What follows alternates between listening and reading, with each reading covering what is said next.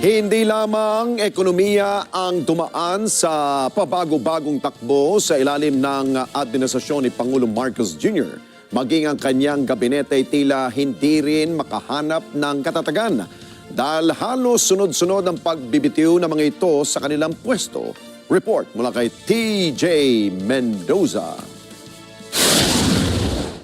Simula nang maupo si Pangulong Bongbong Marcos Jr. bilang punong ehekutibo noong 2022, tila hindi lang ang ekonomiya ng bansa ang pabago-bago, maging ang kanyang pinagkakatiwalaang gabinete, hindi rin napirme.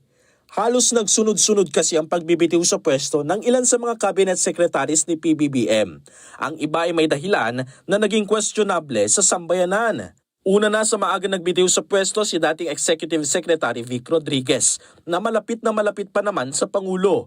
Nagbitiw ito dahil sa naging issue ng importasyon ng asukal.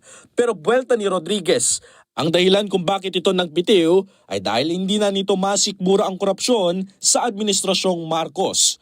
Naging kontrobersyal rin ang makailang beses ng nagpapalit-palit na press secretary. Sa loob lamang ng 4 na taong panunungkulan ni PBBM, umabot na sa 5 ang nagsilbing PCO. Unang nagbitiw sa pwesto si Atty. Trixie Cruz Angeles, 3 buwan pa lamang matapos maupo sa pwesto ang Pangulo. Ang dahilan ng kanyang resignation, problema raw sa kalusugan. Sa pagbibitiw naman sa pwesto ni National Security Advisor Clarita Carlos, naging kontrobersyal rin ang panawagan nitong magbitiw ang ilang opisyal na para sa kanya ay hindi epektibo sa pangunguna ng NTF-ELCAC. Pero isa sa di malilimutang tagpo sa political landscape ng Pilipinas ay ang pagbibitiw sa gabinete ng pangalawang Pangulo. Si Vice President Sara Duterte ay nanilbihang Education Secretary taong 2022 hanggang 2024. Nagsimulang magbitiw sa pwesto si VP Sara nang mabuwag na ang uniteam na tandem nila ni PBBM noong 2022 presidential elections. Hindi na idinetalya ng pangalawang Pangulo ang dahilan ng kanyang pagbibitiw, pero sinabi nitong hindi ito senyales ng kahinaan, kundi pagpapakita ng kanyang genuine concern sa mga guro at sa mga kabataang Pilipino. Kontrobersyal rin ang pagbibitiw sa pwesto ni dating Public Works Chief Manuel Bonoan. Yan ay kasabay ng flood control probe. Makailang ulit pang ipinatawag si Bonoan sa Senado para magbigay linaw sa naging role nito bilang DPWH Secretary. Pero tila tumakas sa pananagutan ng dating Public Works Chief nang bumaba ito sa pwesto. Agad namang pumalit si dating Transportation Chief Vince Dizon at pinamunuan na nito ang kontrobersyal na Department of Public Works and Highways.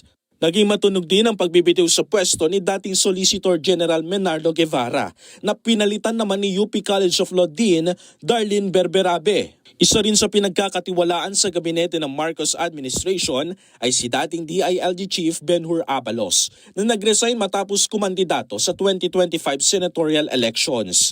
Gayun din ang pagbibitiw naman ni DENR Secretary Tony Yulo Loyzaga na isa rin sa nadawit sa mass reset o yung hiniling ng Pangulo na courtesy resignation sa kanyang gabinete. Pero agad din itong itinalaga ni PBBM bilang Special Envoy ng Disaster Risk Reduction and Management o ng DRRM. Pero isa sa naging matunog na pagbibitiw sa pwesto ay ang mga pangalan ni na dating Executive Secretary Lucas Bersamin o DBM Secretary Amena Pangandaman. Yan ay matapos madawit rin ang kanilang pangalan sa flood control scandal. President Marcos accepts resignation of Executive Secretary Lucas P. Bersamin and Budget Secretary Amena Pangandaman. President Ferdinand R. Marcos Jr. has formally accepted the resignations of Executive Secretary Lucas P. Bersamin and Department of Budget and Management Secretary Amena Pangandaman. Both officials respectfully offered and tendered their resignations out of delicadeza.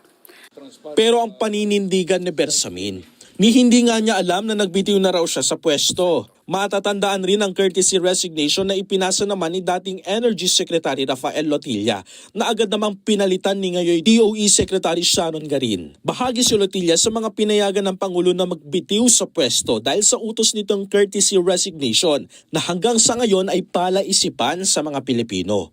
Isa sa pinakahuling nagbitiw sa pwesto ay si Secretary Advisor Eduardo Año. Ang dahilan naman niya ay may kinalaman pa rin umano sa kalusugan.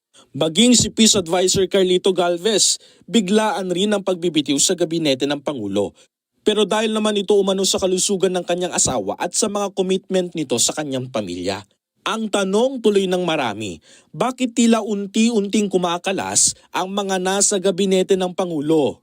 TJ Mendoza para sa Mata ng Agila. Matatag, matapang, matapat.